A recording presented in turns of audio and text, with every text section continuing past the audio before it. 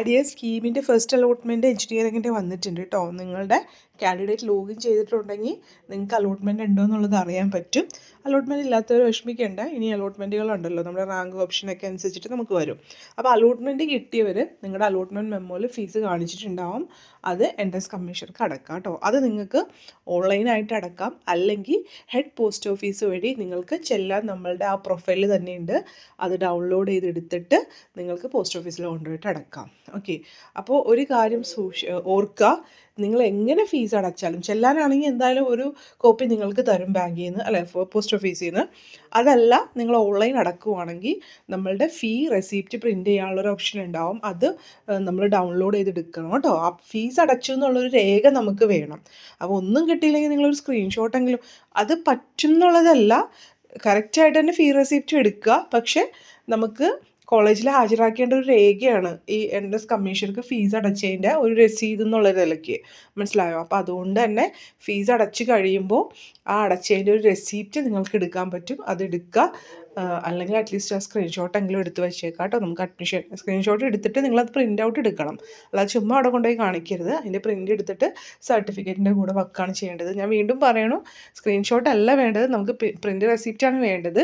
പക്ഷേ ഒന്നുമില്ലാത്തവർക്ക് ആ ഒരു ഫീസ് അടച്ചു കഴിയുമ്പോൾ തന്നെ ജസ്റ്റ് നമുക്ക് കാണിക്കുമല്ലോ, അതൊന്ന് സ്ക്രീൻഷോട്ടെങ്കിലും ഒന്ന് എടുത്ത് വെച്ചേക്കുക കേട്ടോ. പിന്നെ എന്നിട്ട് വേണം നിങ്ങൾ അലോട്ട്മെൻറ്റ് മെമ്മോ ഡൗൺലോഡ് ചെയ്തെടുക്കാൻ കേട്ടോ. അപ്പോൾ ഈ നമുക്ക് ഫീസ് അടക്കാൻ 21-ാം തീയതി മുതൽ 25-ാം തീയതി രാവിലെ 11 മണി വരെ ഉള്ളൂ എന്ന് ഓർക്കുക കേട്ടോ. രാത്രി വരെ ഒന്നും സമയമില്ല. 25-ാം തീയതി 11 മണിക്കുള്ളിൽ നിങ്ങൾ ഫീസ് അടക്കുക കേട്ടോ. പിന്നെ നിങ്ങൾക്കിപ്പോൾ ഈ ഒരു ഫസ്റ്റ് അലോട്ട്മെൻറ്റ് കഴിഞ്ഞിട്ടുള്ള ലാസ്റ്റ് റാങ്കും അറിയാൻ പറ്റും കേട്ടോ. ഇവിടെ സാധാരണ അങ്ങനെ വരാറുണ്ട്, ഞാനൊന്ന് നോക്കിയേക്കട്ടെ. ഓക്കെ, ലാസ്റ്റ് റാങ്ക് ഇത് വന്നിട്ടുണ്ട് കേട്ടോ. ഫസ്റ്റ് ഫേസിൽ ലാസ്റ്റ് റാങ്ക് വന്നിട്ടുണ്ട്. സോ അത് നിങ്ങൾക്ക് നോക്കിയിട്ടുണ്ടെങ്കിൽ എത്ര റാങ്ക് വരെയൊക്കെ ഓരോ കോളേജിനും ഓരോ കോഴ്സിനും കിട്ടിയെന്നുള്ളത് അറിയാനായിട്ട് സാധിക്കും കേട്ടോ.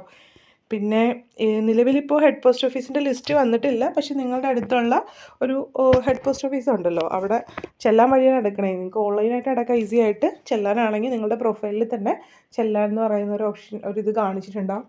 അത് ഡൗൺലോഡ് ചെയ്ത് എടുത്തിട്ട് അതിൻ്റെ പ്രിൻ്റ് ഔട്ട് എടുത്തിട്ടാണ് ഹെഡ് പോസ്റ്റ് ഓഫീസിൽ കൊണ്ടുപോയി അടക്കണത്. അപ്പോൾ അവിടെ നിന്ന് ഒരു റെസിപ്റ്റ് നിങ്ങളുടെ കയ്യിൽ വെക്കാനായിട്ട് വാങ്ങിക്കുക കേട്ടോ. അല്ലെങ്കിൽ ഓൺലൈൻ അടക്കാം, 2 ഓപ്ഷൻ ഉണ്ട്. ഓൺലൈൻ അടക്കാം, അല്ലെങ്കിൽ ചെല്ലാൻ വഴി ഹെഡ് പോസ്റ്റ് ഓഫീസ് വഴി അടക്കാം എന്നുള്ളതാണ് കേട്ടോ. അപ്പോൾ ഒരു കാര്യം ഓർക്കുക, നിങ്ങൾ ഇപ്പോൾ ഈ അലോട്ട്മെൻറ്റ് കിട്ടിയ എല്ലാവരും തന്നെ എൻട്രൻസ് കമ്മീഷണർക്ക് ഫീസ് അടച്ചാൽ മാത്രമാണ് നിങ്ങളെ അടുത്ത അലോട്ട്മെൻറ്റിൽ പരിഗണിക്കുള്ളൂ കേട്ടോ. കിട്ടാത്തവരെ തീർച്ചയായിട്ടും ഓട്ടോമാറ്റിക്കായിട്ട് അടുത്ത അലോട്ട്മെൻറ്റിൽ പരിഗണിക്കും. പക്ഷേ അതിന് മുമ്പ് ഓപ്ഷൻ കൺഫർമേഷൻ ചെയ്യാനുണ്ട്, അത് ആ ഒരു ടൈമിൽ പറഞ്ഞുതരാം. അതല്ലാതെ അത് കിട്ടിയവരും കിട്ടാത്തവരും ചെയ്യണം കേട്ടോ. അതല്ലാതെ കിട്ടിയവരെ പരിഗണിക്കാൻ ഒരു കാരണം എന്ന് പറഞ്ഞാൽ നിങ്ങൾ ആ ഒരു ഫീസ് അടക്കുക എന്നുള്ളതാണ് കേട്ടോ. അപ്പോൾ കുറേ പേര് ഇഷ്ടമില്ലാത്ത കോളേജാണ് ഫീസ് അടക്കണമെന്ന് ചോദിച്ചു കണ്ടു. ഇഷ്ടമില്ലാത്ത കോളേജ് വെക്കണ്ടെന്ന് നിങ്ങളോട് ഓപ്ഷൻ രജിസ്ട്രേഷൻ്റെ സമയത്ത് തന്നെ പറഞ്ഞാണ്.